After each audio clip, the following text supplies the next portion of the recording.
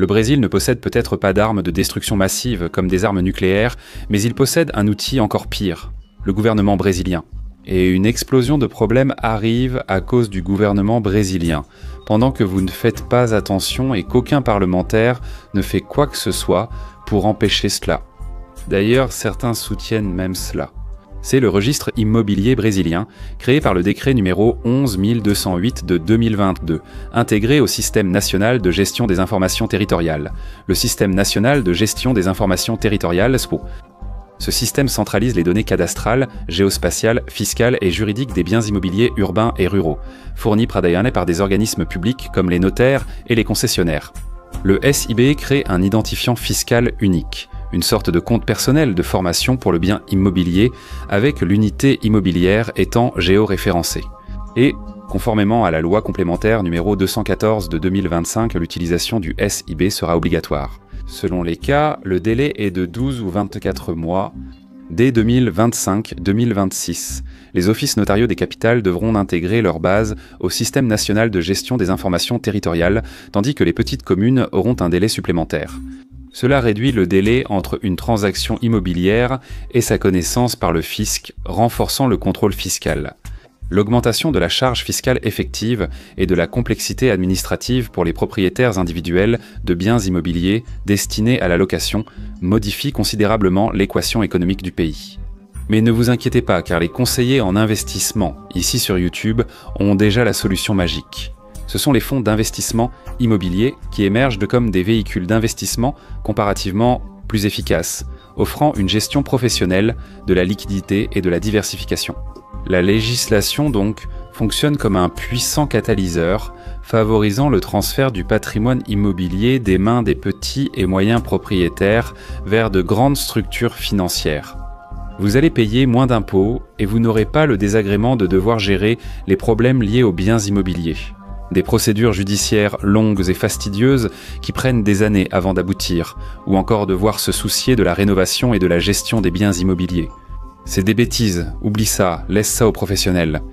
D'ailleurs, la plupart d'entre nous n'ont même pas de biens immobiliers, donc il n'y a pas lieu de s'inquiéter. C'est leur problème, pas le tien.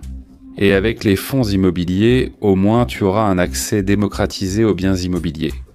Le diable est dans les détails, mais tu ne t'en rends pas compte ni n'y prêtes attention. Mais nous assistons en temps réel à une transformation en cours au Brésil qui présente des parallèles avec des processus historiques de reconfiguration de la propriété de la terre. La collectivisation forcée en union des républiques socialistes soviétiques a supprimé la propriété privée au profit de l'État. Cela ne ressemble en rien à ce que nous voyons dans ce cas brésilien. Après tout, ce n'est pas le gouvernement qui prend la propriété des gens, mais plutôt de grands gestionnaires privés qui vous aident à gérer votre argent. Mais la vérité, c'est que c'est un mécanisme très efficace et très silencieux. Quelque chose que même Staline ou Lénine n'auraient pas pu imaginer. Parce que ceux-là, au fond, partagent le même résultat structurel, le retrait du contrôle de l'actif foncier d'une base diffuse d'individus et sa consolidation entre les mains d'une autorité centralisée. Au Brésil, l'alliance néfaste entre le secteur financier et l'État. Et une chose à laquelle je veux que tu sois très attentif, c'est que même si ce n'est pas une conspiration, une collusion entre le gouvernement et les grandes banques, cela n'a pas d'importance. Au final, même s'ils ne coordonnent pas cela en partenariat, les effets seront les mêmes, à savoir l'affaiblissement de la propriété privée et du petit propriétaire terrien. Quand je parle de terre, je ne parle pas de ferme ou de propriété rurale, mais de biens immobiliers ou d'appartements. Il suffit d'en posséder un. Mais le pire, c'est que pendant qu'un groupe va accuser les banques cupides, la droite va accuser le gouvernement cupide. Et les deux vont participer à cela ensemble à nouveau, qu'ils soient de mèche ou non. Ça ne fait aucune différence. Et beaucoup de gens disent que l'immobilier c'est du passé, que c'est dépassé, que ça n'a pas de sens parce que c'est très difficile à gérer. C'est pénible avec le locataire, il faut aller en justice et ça prend du temps, tu comprends ? Que cette bureaucratisation, cette difficulté, cette lenteur de la justice concernant les affaires immobilières, c'est fait exprès. C'est justement pour que les gens n'entêtissent pas dans ce type d'investissement. Après tout, le bien immobilier donne une certaine liberté à celui qui le possède, comme je vais l'expliquer plus tard. Et pire encore, Beaucoup de gens vont même trouver ça bien parce qu'ils vont se jeter tête baissée dans ces fonds d'investissement immobilier.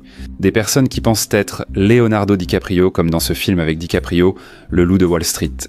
En réalité, ils vont sauter délibérément dans la gueule du lion. Et avec les nouveaux mécanismes de contrôle que le gouvernement brésilien prévoit de mettre en place dans les prochaines années, la question de l'impôt va devenir colossale. Nous ne parlons pas seulement de l'augmentation des loyers et du coût de la vie. Peut-être 2 ou 3 fois plus qu'aujourd'hui. Si ce n'était que ça, d'accord, mais ce serait le moindre problème. Le problème, c'est littéralement l'éradication de la propriété privée. Nous voyons en temps réel les premiers pas de cela. Cela peut sembler exagéré, mais tous les indices vont dans cette direction. Et si tu ignores cela, tu le paieras cher à l'avenir, même si tu n'as pas de bien immobilier à ton nom ou que tu ne prévois jamais d'en avoir. Tu seras une victime, ne te trompe pas, ne te fais pas d'illusions, nous serons tous victimes de cette collusion. Je suis Adriano Betta, bienvenue sur Géopolitique Mondiale. À la prochaine.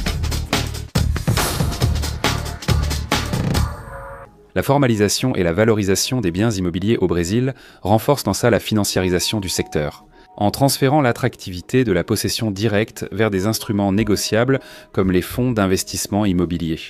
Le registre immobilier brésilien, Cadastro de Imóveis do Brasil, assure une sécurité juridique et une transparence accrue sur la propriété et la valeur des biens, en réduisant les incertitudes et en rendant possible la titrisation à grande échelle. La liquidité du marché s'accroît car les investisseurs peuvent échanger quotidiennement des parts de fonds d'investissement et diversifier avec de petits montants.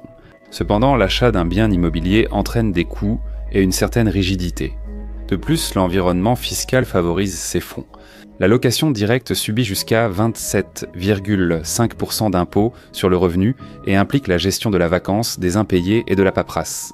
Les dividendes distribués par les fonds d'investissement immobilier restent exonérés pour les particuliers. Le renforcement de la surveillance des locations informelles accroît encore cet avantage car le revenu perçu via le fonds arrive déjà net chez l'actionnaire sans possibilité d'omission. La valorisation que le registre unifié apportera aux biens immobiliers auparavant sous-évalués peut également pousser les héritiers et les familles à vendre des actifs et à réinvestir ces actifs dans des fonds immobiliers, monétisant ainsi leur patrimoine de manière plus simple et avec une gestion professionnelle. Les cabinets de conseil notent que les biens immobiliers offrent tangibilité et autonomie, tandis que les fonds immobiliers offrent moins de bureaucratie, plus de liquidité et davantage de diversification. Ce qui, dans le nouveau contexte, fait pencher la balance en faveur du modèle financier. Et les chiffres confirment cette tendance. En juin 2024, 2,7 millions de personnes physiques investissaient dans les fonds d'investissement immobilier, soit une hausse de 8,35% par rapport au semestre précédent. La valeur totale de l'actif net du secteur était de 340 milliards d'or Saint-Omer de Réé, avec une forte présence d'investisseurs institutionnels et étrangers. La Commission des valeurs mobilières reconnaît le rôle clé des fonds d'investissement immobilier et des certificats de rendement immobilier dans le financement immobilier. Et cette modernisation réglementaire devrait encore stimuler des modalités telles que les fonds d'investissement immobilier de papier basés sur des créances et les fonds d'investissement immobilier de développement, qui peuvent lever des fonds de manière plus sécurisée, grâce à l'enregistrement standardisé. Ainsi, la nouvelle règle qui s'instaure devient le nouvel ordre. Les investisseurs profitant de l'exonération et de la liquidité, les grandes sociétés de gestion et banques élargissent leur clientèle, et le marché immobilier organisé reçoit plus de financement. Le petit propriétaire, confronté à des coûts croissants et à la bureaucratie, est naturellement poussé à envisager l'alternative financière. Un mouvement qui était déjà observé dans d'autres pays et qui est maintenant pleinement visible au Brésil. Et ici, il y a un nouveau détail concernant les FIs. Ils semblent offrir de la liquidité et pratiquement éliminer la nécessité de vous soucier de vos investissements, de votre patrimoine. En réalité, une autre personne gère désormais votre patrimoine et vous n'avez plus de voix active. C'est facile, c'est vrai, mais vous perdez votre liberté et si vous perdez votre liberté, ne vous y trompez pas. Ce bien ne vous appartient plus, il est à quelqu'un d'autre. Et c'est beaucoup plus facile de retirer l'accès aux investissements, numérisé et contrôlé par courtiers et banques, contrairement au retrait d'accès à la terre, bien plus difficile. Donc, tout ce processus vous pousse, en fuyant toute cette bureaucratie et cette difficulté, à aller vers quelque chose d'apparemment plus rentable et plus facile. En réalité, vous perdez votre liberté et, à l'avenir, cela va conduire à la perte de votre patrimoine. Ce qui nous amène à la question, qui sont ces fonds immobiliers ? Eh bien, le marché brésilien des fonds d'investissement immobilier compte des centaines de fonds cotés, avec 439 fonds négociés à la B3. En juin 2024, une hausse de 19% en un an. Parmi eux, on trouve quelques géants, les 10 plus grands fonds d'investissement immobilier étant KNP, 11 ou Kinea, indice des prix, avec environ 7,58 milliards, étant le plus grand fonds du marché. En termes de patrimoine, la Kinea Rendimento Imobiliario qui, tout comme la précédente, est gérée par Kinea qui est le gestionnaire d'Itaú et investit dans des portefeuilles de crédits immobiliers. Le XPML 11 ou XPMens, fonds de centres commerciaux de 6,13 milliards de patrimoine, possède des parts dans plusieurs centres commerciaux nationaux et est géré par XPA7. Le Crédit Suisse Hedging Grifo Logistica, fonds d'entrepôt logistique et industriel de 5,33 milliards, est géré par Patria Investimentos, le Crédit Suisse Hedging Grifo et la Kinea Renda Immobiliaria, cette dernière par Kinea Itaú. Le BTG Pactual Logistica avec 4,49 milliards de réés en patrimoine, géré par BTG Pactual. Le Vinci Shopping Center, fonds de centres commerciaux avec environ 3,66 milliards de réés, géré par Vinci Partners, XPlog et Maxiranda, tous deux sous gestion XP. Et l'Irindium Recebivis, géré par Irindium, une société de gestion indépendante spécialisée dans les opérations structurées de crédit immobilier. Les plus grands fonds immobiliers du Brésil sont contrôlés par quelques groupes financiers, ce qui révèle une forte concentration du marché. Kinea, la branche d'Itaú Unibanco, dirige des géants totalisant près de 18 milliards de réés en plus d'autres fonds importants, consolidant ainsi Itaú Kinea comme l'un des principaux acteurs du marché. Avec XP, BTG Pactual agit à la fois comme gestionnaire de grands fonds et comme principal administrateur fiduciaire du responsable, pour plus de 60 milliards de patrimoine répartis dans 154 fonds, ce qui donne accès à des informations privilégiées et à des taux de gestion sur une grande partie du secteur. La Credit Suisse Hedging Rifle, aujourd'hui intégrée à UBS, gère des milliards dans les secteurs de la logistique, des bureaux et des centres commerciaux. Vinci Partners a renforcé sa position de grande société de gestion indépendante, citée avec XP Kinea et BTG comme référence. À cela s'ajoutent des sociétés de gestion spécialisées comme Capitania Iridium, Valora et d'autres, complétant cet écosystème. Outre les structures des banques publiques comme Caixa et Banco do Brasil. Du point de vue de la concentration, les données de Tijuana de 2023 ont montré que BTG Pactual et BRL Trust, à elles seules, géraient plus de 99 milliards dans des fonds d'investissement immobilier, et que moins de 10 institutions concentrent pratiquement toute la gestion du secteur. Dans la gestion active, Kinea domine les fonds de certificats de rendement immobilier XP, détient les fonds les plus populaires auprès des investisseurs, et BTG, ainsi que Vinci, contrôlent d'énormes portefeuilles d'actifs immobiliers physiques. Des études universitaires récentes décrivent déjà ce phénomène comme un monopole du monopole, où des fonds concentrés entre quelques mains acquièrent des propriétés qui étaient déjà inégalement réparties, accentuant encore davantage la centralisation.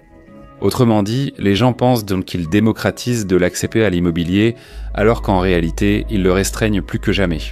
L'effet pratique est qu'un immeuble de bureau qui auparavant pouvait appartenir à quelques investisseurs fait désormais partie d'un gigantesque fonds d'investissement immobilier, avec des milliers de porteurs de parts dispersés, mais dont le pouvoir de décision effectif reste limité aux gestionnaires et aux grands investisseurs institutionnels.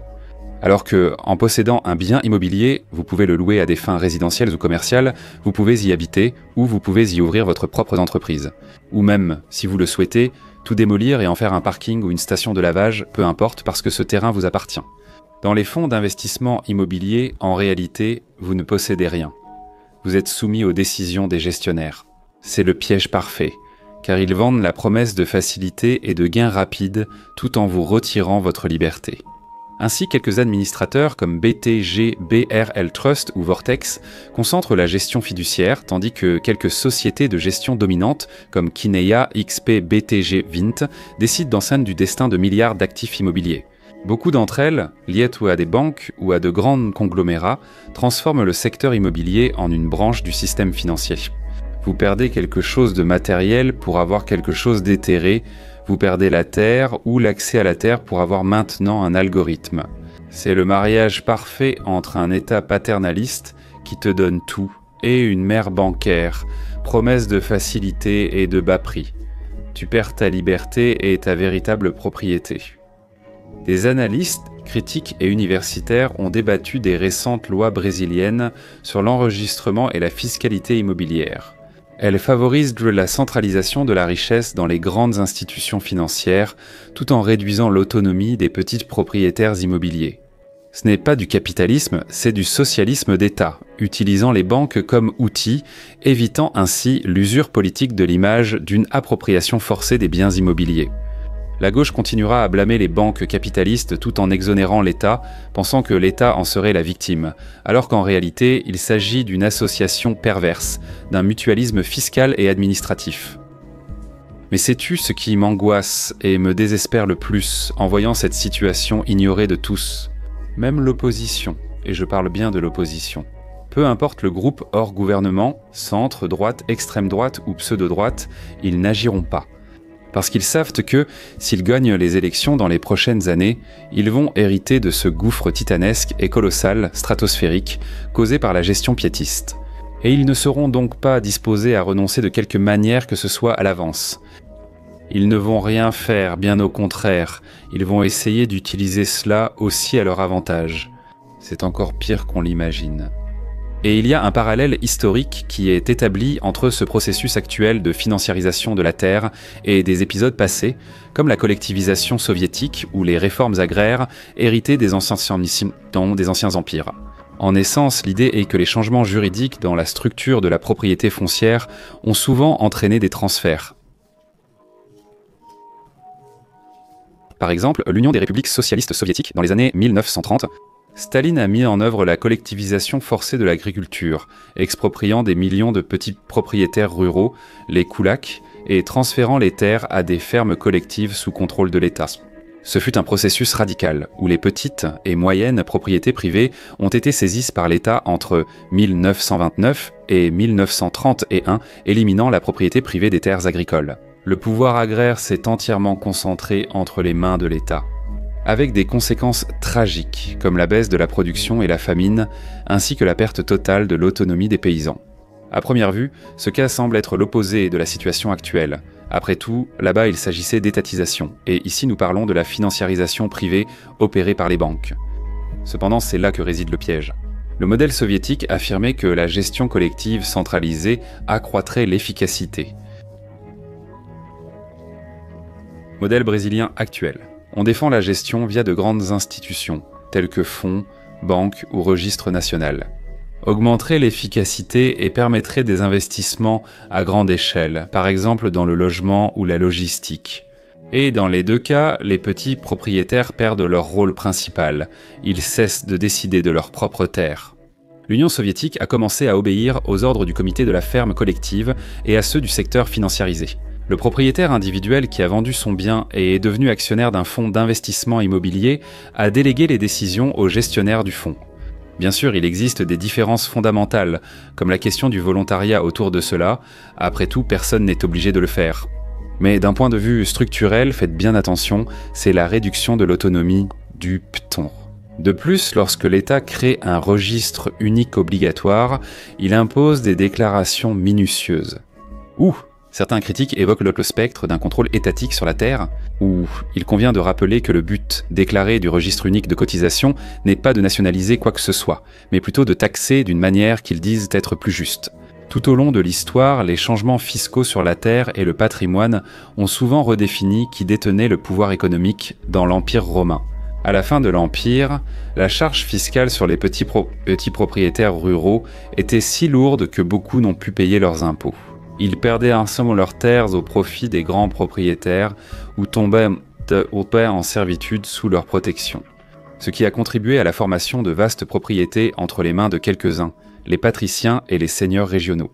Alors que les anciens paysans libres perdaient en leur indépendance, dans l'Empire ottoman, l'introduction du Code foncier de 1858 exigeait un enregistrement formel des terres et le paiement des impôts.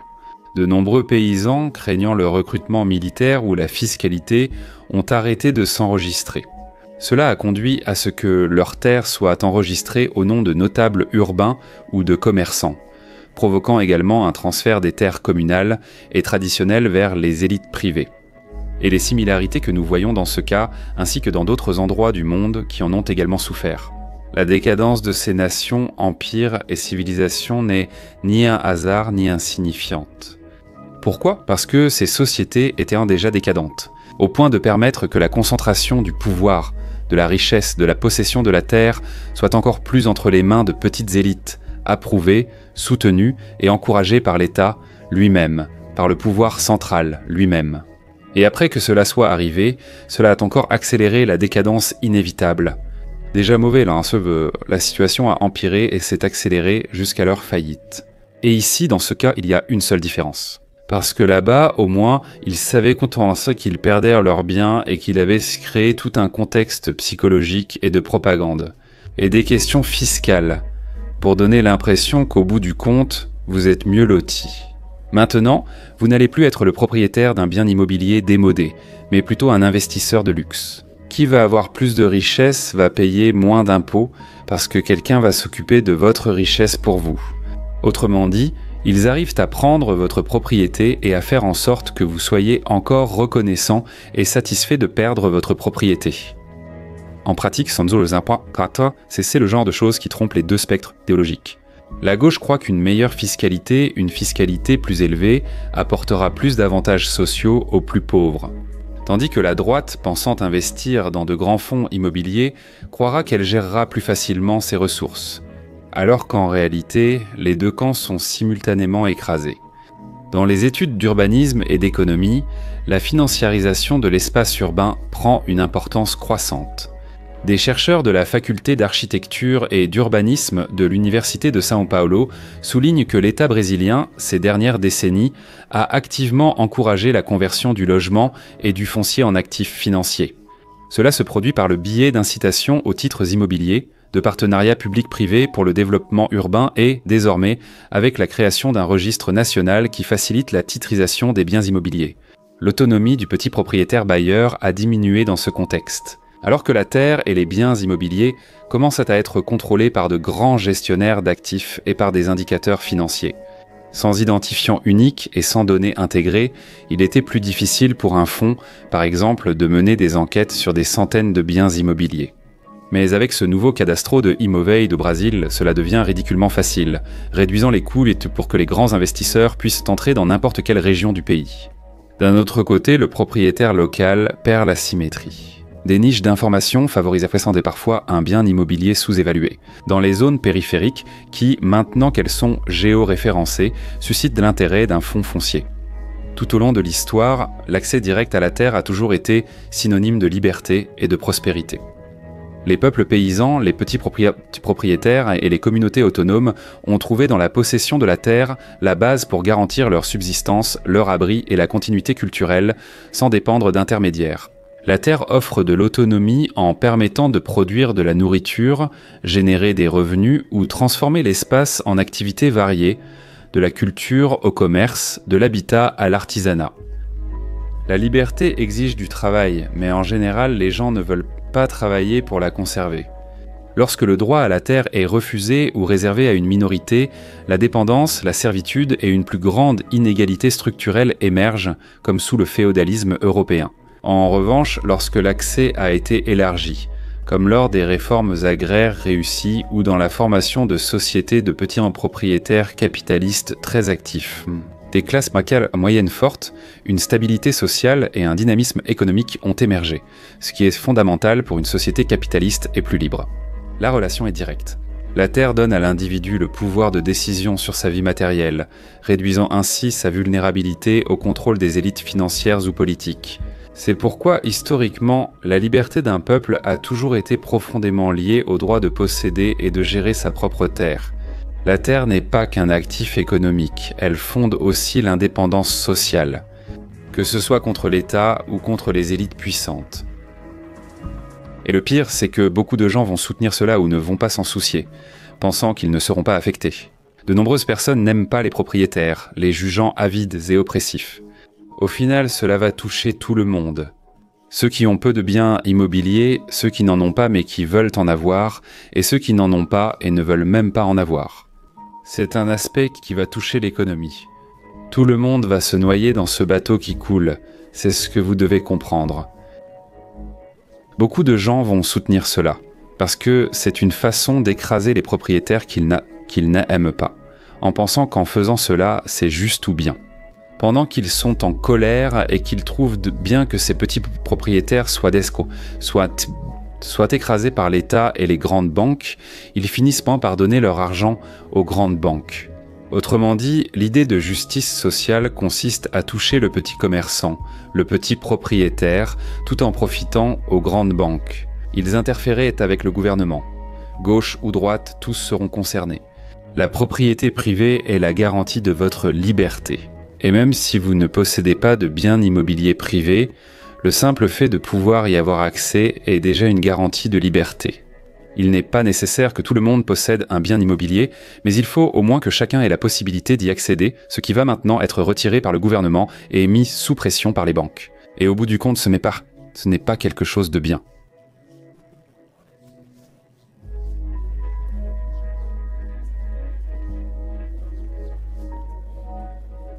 La question, c'est toute cette toile psychologique et fiscale qui pousse la personne à abandonner un patrimoine physique et réel pour passer à quelque chose d'éthéré, d'abstrait, de numérique, facilement saisissable.